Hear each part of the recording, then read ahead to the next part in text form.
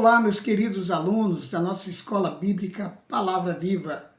Nós estivemos aí um bom tempo fora do ar por causa de problemas técnicos, né? Tivemos um probleminha com o nosso equipamento e aí então tivemos que aguardar até que tudo fosse normalizado para podermos retornar com as nossas aulas. Mas estamos de volta. Eu quero cumprimentar a todos vocês que têm acompanhado as nossas aulas do curso Panorama Bíblico, com a graça e a paz do Senhor Jesus. E dizer que hoje nós vamos estar tratando, ou continuar tratando, da morte de José, né? E mais especificamente agora, nós vamos falar do tempo que sucedeu a morte de José, a partir do versículo 12, né, do texto que nós estamos estudando aí. E nós vamos agora ver o que aconteceu depois que José morreu, né? O povo de Israel, então, foi feito escravo no Egito. O novo faraó, que não conhecia José, intensificou a escravidão. Aliás, um fato interessante que poucos comentadores conversam sobre isso, é que, na verdade, a escravidão no Egito não foi introduzida pelo faraó de maneira direta, mas pelo próprio José. Quando a fome veio com aquela intensidade toda, José ele foi tirando do povo as terras, as propriedades, os animais, trocando tudo por alimento. E aí, então, numa última instância, o povo se vendeu ao faraó para serem seus escravos. E ali começou a escravidão, que culminou com o próprio povo de Israel se tornando escravo. E nesse tempo, quanto mais o povo de Israel é afligido pelo faraó, mais eles cresciam e mais eles se espalhavam. O texto diz: mas quanto mais os egípcios afligiam o povo de Israel, tanto mais esse se multiplicava e se espalhava, de maneira que os egípcios se enfadavam por causa dos filhos de Israel.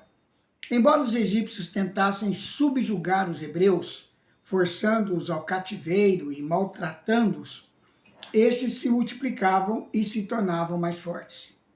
Nos versículos 13 e 14, nós vamos ver que o povo foi escravizado com dureza pelos egípcios. Por isso, os egípcios faziam os filhos de Israel servir com dureza.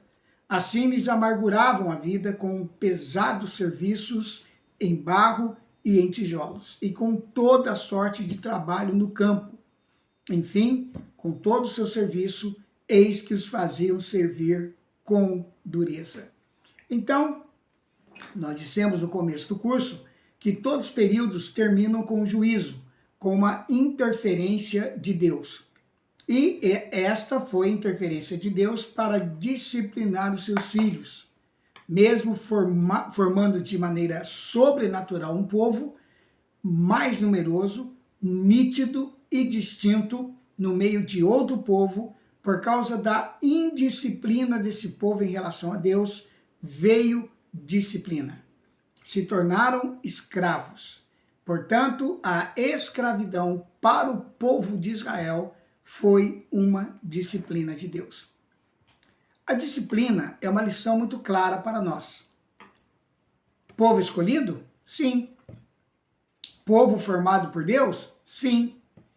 Povo com quem Deus tem todas as alianças e as cumpre? Sim.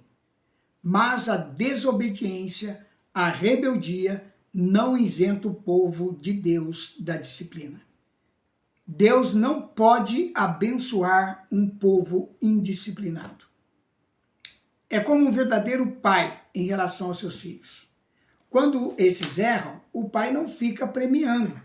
Qual é o pai que dá prêmio para um filho rebelde? Qual é o pai que dá benefícios para um filho desobediente? Deus é pai perfeito e ele disciplina a seus filhos. A graça de Deus não nos isenta da sua disciplina. Não se esqueça disso, porque atualmente tem sido pregado um evangelho que anuncia uma graça barata, que Deus suporta o nosso pecado, que Deus tolera o nosso pecado, que Deus entende as nossas fraquezas. Não caia nesse evangelho. Graça é a capacitação de Deus para vivermos uma vida santa e não a permissão de Deus para vivermos incorrendo em pecados. Agora, arqueólogos escavaram, né, os relevos e pinturas que confirmam a prática egípcia de impor trabalho forçado a prisioneiros e escravos. Essas pinturas também mostram feitores e guardas vigiando as obras de edificação enquanto escribas registravam dados em tabuletas. Em Hebreus capítulo 12, versículo 5 a 9, o escritor de Hebreus nos mostra exatamente esse fato que nós estamos discutindo aqui. O Senhor corrige ao que ama. Então diz assim: e já vos esquecestes da exortação que vos admoesta como a filhos. Filho meu, não desprezes a correção do Senhor, nem te desanimes quando por ele és repreendido. Pois o Senhor corrige ao que ama e açoita a todo que recebe. E açoita a todo que recebe por filho. É para a disciplina que sofreis. Deus vos trata como a filhos. Pois qual é o filho a quem o pai não corrija? Mas se estáis sem disciplina, do qual todos se têm se tornado participantes, sois então bastardos e não filhos. Além disso, tivemos nossos pais segundo a carne para nos corrigirem e os olhávamos com respeito. Não nos sujeitaremos muito mais ao Pai dos Espíritos e viveremos? Quem ama mais a seu filho? O pai que permite que o filho faça algo que o prejudique? Ou aquele que corrige, ensina e até castiga o filho para ajudá-lo a aprender o que é certo? Nunca é agradável ser corrigido e disciplinado. E muito menos por Deus. Mas sua disciplina é um sinal do seu profundo amor por nós. Em Jó capítulo 5, dos versículos 17 a 27,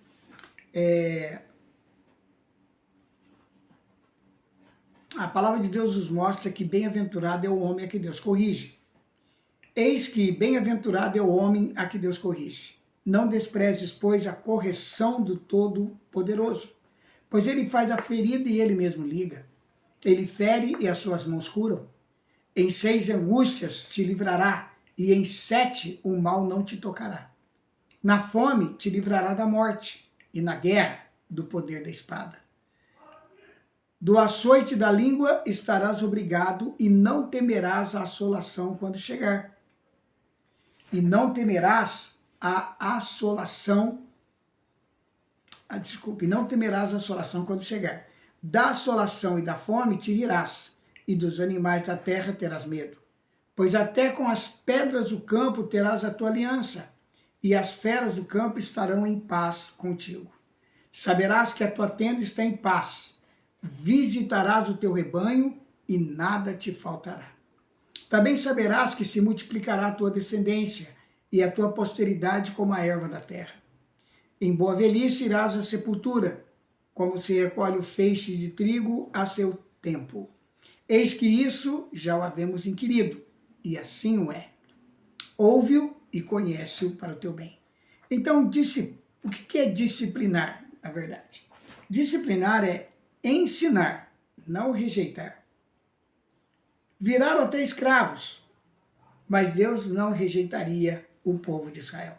Em nenhum momento, em toda a história, nós vamos ver Deus abandonando o povo. Muitos daqueles que se tornaram escravos e até aqueles que trabalhavam dentro do palácio e viviam uma vida mais confortável, acabaram se esquecendo de Deus. Se esqueceram das histórias contadas pelos seus antepassados e começaram a viver dentro da cultura egípcia.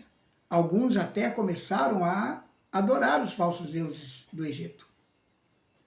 Então eles viraram escravos. Apesar de tudo isso, a história do Êxodo nos mostra de maneira muito clara que Deus não rejeitou o povo de Israel. Toda disciplina de Deus tem um objetivo: trazer de volta para Ele. Este é o objetivo das disciplinas de Deus. Esta família, por tudo que tinha feito, pelo seu afastamento dos caminhos de Deus, tinha que ser disciplinada. E ao mesmo tempo em que estava sendo transformada num povo. Nós vamos observar, na continuidade da história, que Deus vai trabalhando o povo de Israel para gerar nele o caráter de uma nação. Era um povo totalmente indisciplinado, um povo rebelde, desobediente, arrogante. Apesar de serem escravos e viverem numa situação de penúria, ainda muitos deles eram arrogantes e prepotentes. Deus precisa tratar com esse povo. E não é diferente conosco, irmãos. Nós somos filhos da graça, filhos do amor de Deus. Mas a graça não é permissiva. A graça não nos dá o direito de vivermos incorrendo de maneira sistemática no pecado. O pecado torna-se um acidente em nossas vidas. E quando nós, como cristãos, como homens e mulheres de Deus, teimamos em querer viver uma vida dupla, queremos viver uma vida meio cristã, meio mundana, certamente vamos ter que ser confrontados com a disciplina de Deus. E eu espero que aqueles que estão debaixo dessa disciplina entendam logo o que Deus quer mostrar e saiam dessa situação para poderem continuar desfrutando da graça de Deus. Eu quero dizer que nós não precisamos passar por isso. Na verdade, quando Jesus morreu na cruz, ele trocou a vida dele pela nossa. Portanto, você pode sim viver uma vida santa aqui e agora. Deus quer que você viva. O propósito de Deus não é ficar punindo pessoas. Isso não está no coração de Deus. O coração de Deus é cheio de amor e Ele quer que nós vivamos uma vida plena através da operação, da ministração do Espírito Santo. Eu quero dizer a você, meu querido aluno, minha querida aluna, que você precisa abraçar com fé esta nova vida em Cristo. Uma vida de santidade, uma vida de compromisso com Deus, uma vida que diz não ao pecado, mas diz sim a tudo aquilo que Deus preparou para você. Que Deus o abençoe. Nós nos encontraremos na próxima aula e vamos entrar já no material novo, né? Vamos já trocar aqueles que estão acompanhando através dos livros, nós já vamos mudar de livro, né? E vamos dar continuidade ao estudo agora do Êxodo, né? Desse período da história. Nós vamos estar entrando no período da lei, um novo período na história da salvação. E que Deus possa abençoá-lo ricamente. Eu quero lembrá-lo de que nós contamos com a sua ajuda, dando o seu like, aperte aí o dedinho, dando também a sua opinião. Você pode fazer aí os seus comentários, né, dizer se gostou da aula, se não gostou, o que nós podemos fazer para melhorar. E nós estamos aqui dispostos a fazer o melhor para que você possa ter um ensino bíblico consistente e possa realmente conhecer a palavra de Deus. O objetivo do curso Panorama Bíblico é esse: levar você a realmente conhecer a palavra de Deus. E você pode nos ajudar, né? Faça o seu comentário, compartilhe esse vídeo nas suas redes sociais, né? E inscreva-se no canal, né? Nós estamos aí querendo agregar mais alunos, mais inscritos no nosso canal. E se você acessar o sininho, você vai receber a notificação dos vídeos novos que nós estaremos lançando, tá bom? Um grande abraço, Deus abençoe a todos vocês e não se esqueçam de acessar essa aula e continuar nos apoiando, tá bom? Um grande abraço, Deus abençoe e até o nosso próximo encontro no nosso curso Panorama Bíblico aqui na Escola Bíblica Palavra Viva.